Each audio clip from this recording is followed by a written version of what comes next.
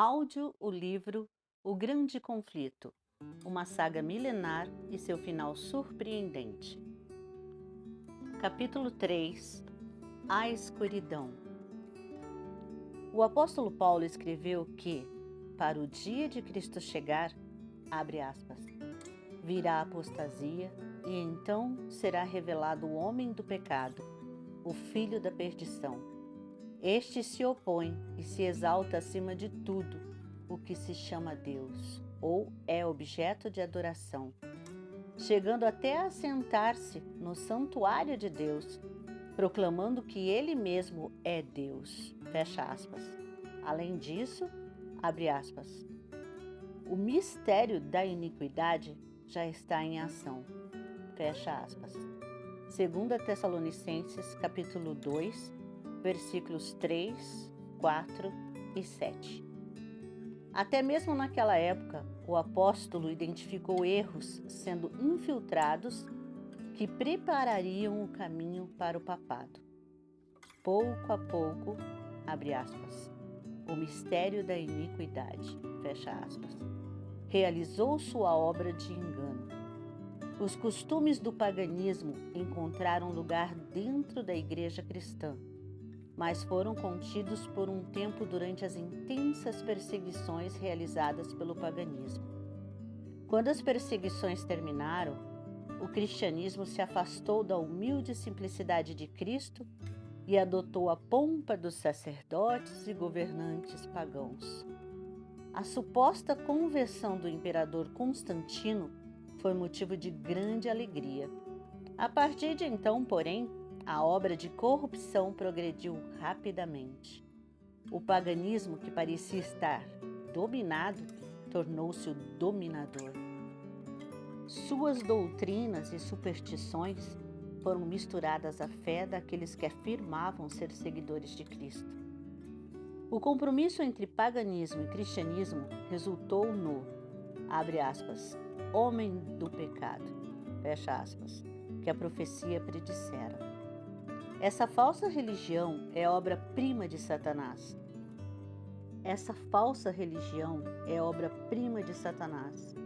Um monumento a seus esforços de se assentar no trono para governar a terra de acordo com sua vontade.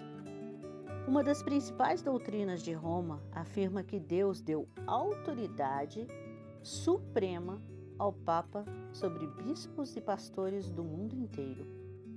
Mais do que isso, o Papa tem sido chamado de, abre aspas, Senhor Deus, o Papa, fecha aspas, e declarado infalível. Ver apêndice no livro. A mesma reivindicação que Satanás fez no deserto da tentação continua a ecoar por meio da Igreja de Roma, e grande é o número dos que lhe rendem adoração. Mas aqueles que reverenciam a Deus enfrentam a falsa alegação do papado, assim como Cristo respondeu a Satanás. Abre aspas. Adore o Senhor, o seu Deus, e só a Ele preste culto. Fecha aspas. Está lá em Lucas, capítulo 4, versículo 8. Deus nunca nomeou nenhum homem para ser chefe da igreja. A supremacia papal é contrária às Escrituras. O Papa não pode ter poder sobre a Igreja de Cristo, exceto por meio de uma reivindicação falsa. A Igreja Católica Romana acusa os protestantes de se separarem deliberadamente da Igreja verdadeira. Mas foi ela que se afastou da, abre aspas, fé de uma vez por todas confiada aos santos, fecha aspas. Está em Judas, capítulo 3. Satanás sabia muito bem que foram as Sagradas Escrituras que capacitaram o Salvador a resistir a seus ataques. A cada investida, Cristo lhe apresentava o escudo da verdade eterna, dizendo, abre aspas, está escrito, fecha aspas. Para que Satanás mantenha seu controle sobre o povo e estabeleça a autoridade do usurpador papal, ele deve manter as pessoas em ignorância quanto à Bíblia. Precisa esconder e suprimir as sagradas verdades. Por centenas de anos, a Igreja Católica proibiu a circulação da Bíblia. Sacerdotes e líderes interpretavam seus ensinos a fim de apoiar suas alegações arrogantes. Dessa maneira, o Papa passou a ser reconhecido por quase todos como governante designado por Deus para a Terra. A mudança. A profecia declarou que o papado tentaria, abre aspas, mudar os tempos e as leis. Fecha aspas. Está em Daniel, capítulo 7, versículo 25. Em substituição à adoração a ídolos, a adoração de imagens e relíquias foi gradualmente introduzida na adoração cristã. O decreto de um concílio geral, ver no apêndice, finalmente estabeleceu a idolatria. Roma ousou remover o segundo mandamento da lei de Deus, que proíbe a adoração a ídolos, e dividir o 10º mandamento em 2, a fim de conservar o total de 10. Líderes não consagrados da igreja também mexeram com o 4º mandamento, anulando o antigo sábado, o dia que Deus havia abençoado e santificado. Está lá em Gênesis, capítulo 2, versículos 2 e 3. E em seu lugar, exaltaram a festa pagã observada como, abre aspas, o venerável dia do sol, fecha aspas. Nos primeiros séculos, todos os cristãos guardavam o verdadeiro sábado, mas Satanás atuou para fazer prosperar sua vontade. A igreja transformou o domingo em uma festa em homenagem à ressurreição de Cristo. Cultos religiosos eram realizados, mas o dia era visto como um momento de recreação. Além disso, o verdadeiro sábado continuava a ser observado e considerado santo. Antes de Cristo vir à Terra, Satanás inspirara os judeus a encher o sábado de regras rigorosas, tornando-o um fardo. Aproveitando-se da falsa luz que havia lançado sobre o 7º dia, fez as pessoas o desprezarem como uma instituição, abre aspas, judaica, fecha aspas. Enquanto os cristãos, em geral, continuavam a observar o domingo como uma alegre festa, os levou a fazer do sábado um dia de tristeza e melancolia a fim de demonstrar ódio pelo judaísmo. O imperador Constantino proclamou um decreto transformando o domingo em uma festa pública em todo o Império Romano. Ver apêndice. O dia do sol era reverenciado por seus súditos pagãos e honrado pelos cristãos. Os bispos da igreja os incentivavam a agir assim. Sedentos por poder, reconheciam que, se tanto cristãos quanto pagãos guardassem o mesmo dia, aumentariam o poder e a glória da igreja. Embora muitos cristãos tementes a Deus gradualmente tenham começado a atribuir algum grau de santidade ao domingo, continuaram a observar o verdadeiro sábado em obediência do 4º mandamento. O arqui-enganador não havia completado sua obra. Estava determinado a exercer poder por meio do líder que escolhera, o orgulhoso pontífice que alegava representar a Cristo. Grandes concílios foram realizados, dos quais participavam autoridades do mundo inteiro. Quase todos os concílios rebaixavam o sábado um pouquinho mais, ao passo que exaltavam o domingo. Foi assim que a festa pagã finalmente passou a ser honrada como uma instituição divina, enquanto as pessoas começaram a considerar o sábado bíblico uma relíquia do judaísmo, pronunciando uma maldição sobre sua observância. O grande apóstata obteve êxito em se exaltar, abre aspas, acima de tudo que se chama Deus ou é objeto de adoração. Fecha aspas. Está em 2 Tessalonicenses, capítulo 2, versículo 4. Ele ousou mudar o único mandamento da lei divina que aponta para o Deus vivo e verdadeiro. O 4º mandamento revela que Deus é o Criador. A fim de comemorar a obra da criação, Deus santificou o sétimo dia como dia de descanso para a humanidade.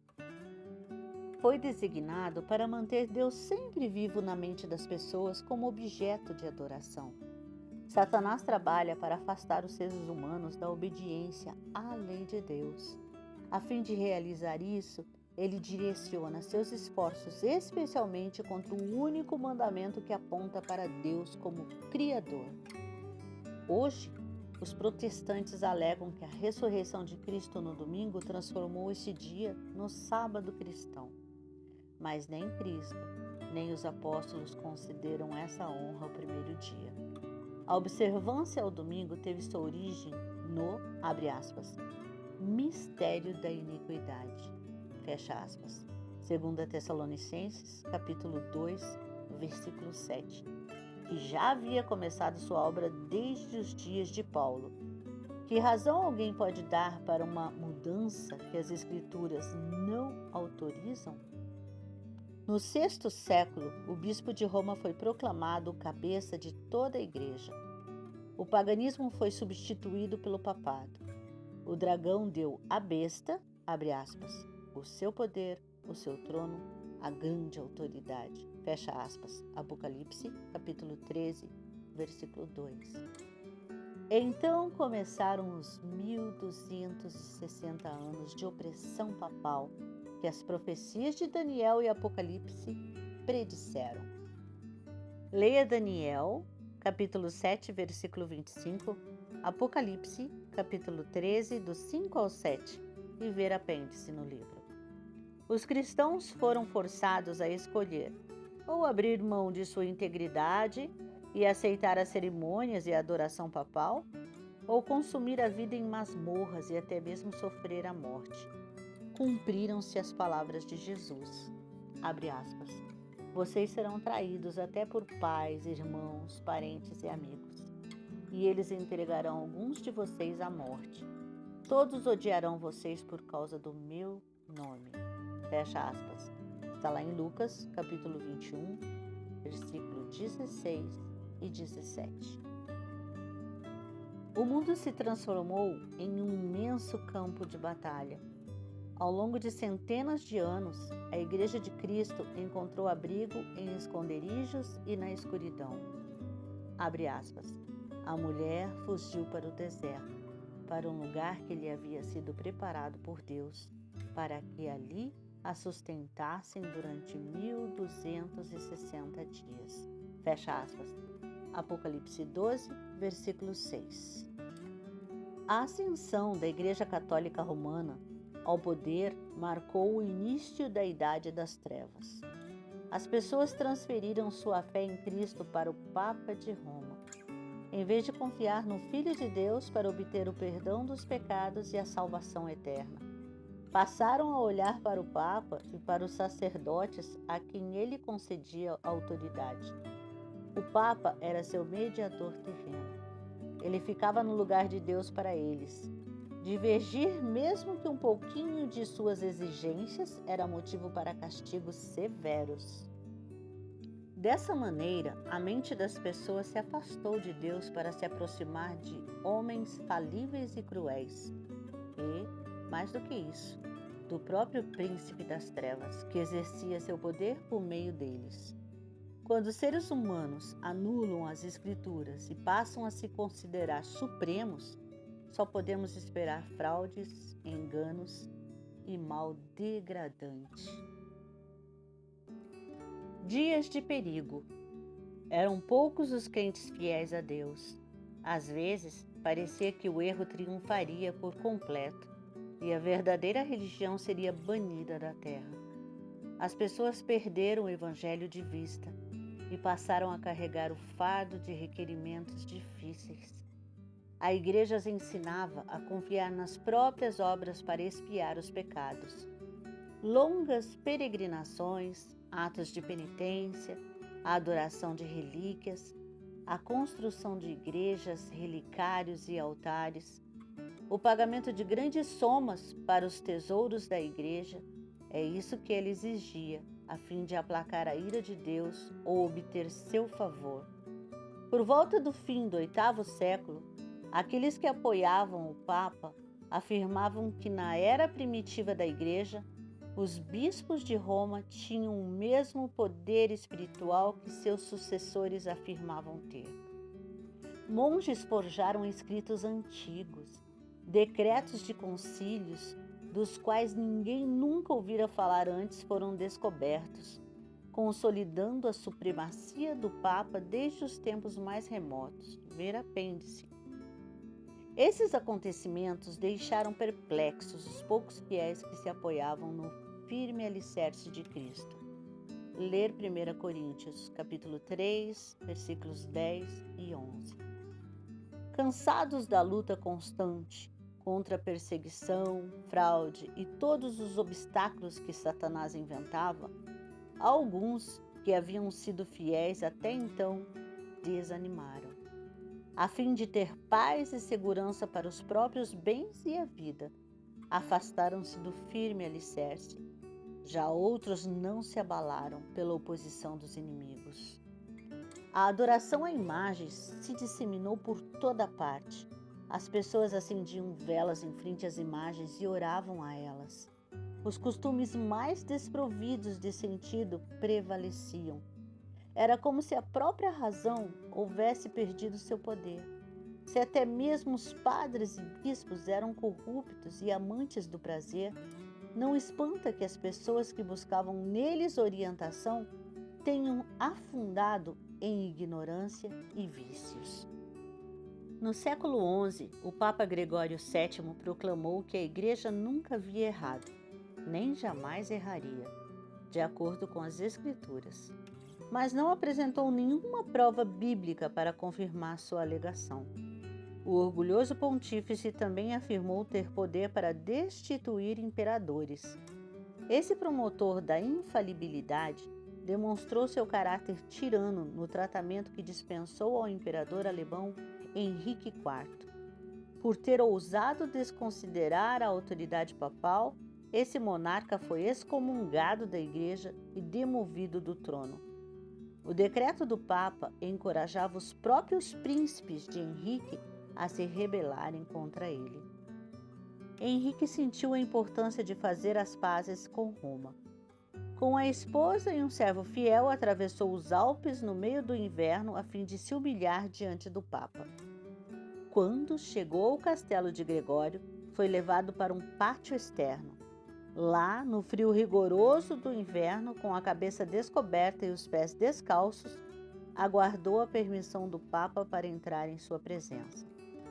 Somente após 3 dias em jejum e confissão, o Papa lhe concedeu perdão. Mesmo assim, foi somente sob a condição de que o imperador esperaria pela permissão papal antes de assumir novamente os símbolos da realeza e exercer seu poder. Gregório sentiu-se triunfante com essa vitória. Ele enaltecia a si mesmo por acabar com o orgulho dos reis. Que forte contraste entre esse orgulhoso Papa e Cristo, que retrata a si mesmo suplicando a entrada à porta do coração. Ele ensinou a seus discípulos, abre aspas, quem quiser tornar-se importante entre vocês, deverá ser servo, fecha aspas. Está lá em Mateus, capítulo 20, versículo 26. Mesmo antes da instituição do papado, os ensinos dos filósofos pagãos já exerciam influência na Igreja. Muitos ainda se apegavam às crenças da filosofia pagã e incentivavam os outros a estudá-la como forma de estender sua influência entre os pagãos. Erros graves se infiltraram na fé cristã dessa maneira. Como as ideias falsas surgem? Um dos principais ensinos falsos era a crença de que somos imortais por natureza e conscientes após a morte. Essa doutrina lançou as bases para que Roma instituísse orações aos santos e a adoração da Virgem Maria. Dela também surgiu a heresia do tormento eterno para aqueles que se recusam a se arrepender. Essa crença se tornou parte da fé papal nos primeiros anos da Igreja. Isso abriu caminho para mais uma invenção do paganismo, o purgatório, que a Igreja usava para aterrorizar os supersticiosos. Essa heresia afirmava que existe um lugar de tormento no qual as almas daqueles que não merecem a condenação eterna sofrem o castigo por seus pecados, e depois disso, quando livres da impureza, são admitidos no céu. Ver apêndice. Roma ainda precisava de outra mentira a fim de poder se aproveitar dos temores e vícios dos seus seguidores: a doutrina das indulgências. A Igreja prometia remissão completa de pecados passados, presentes e futuros a todos aqueles que se alistassem nas guerras papais para punir seus inimigos ou exterminar aqueles que ousavam negar sua supremacia espiritual. Ao pagar somas de dinheiro à Igreja, as pessoas podiam se livrar do pecado e também liberar a alma de amigos que haviam morrido e estavam passando pelas chamas do tormento. Dessa maneira, Roma encheu seus tesouros e conseguia sustentar a magnificência, o luxo e o vício dos supostos representantes de Jesus, que nem tinha onde repousar a cabeça. Ver apêndice. A ceia do Senhor foi substituída pelo sacrifício idólatra da Eucaristia. Sacerdotes papais alegavam transformar o simples pão e vinho no verdadeiro, abre aspas, corpo e sangue de Cristo, fecha aspas. Com presunção blasfema, reivindicavam abertamente o poder criador do Deus que fez todas as coisas. Os cristãos eram compelidos a professar a fé nessa heresia que insulta o céu, ou deveriam enfrentar a morte. No século XIII, a Igreja instituiu a arma mais terrível do papado, a Inquisição.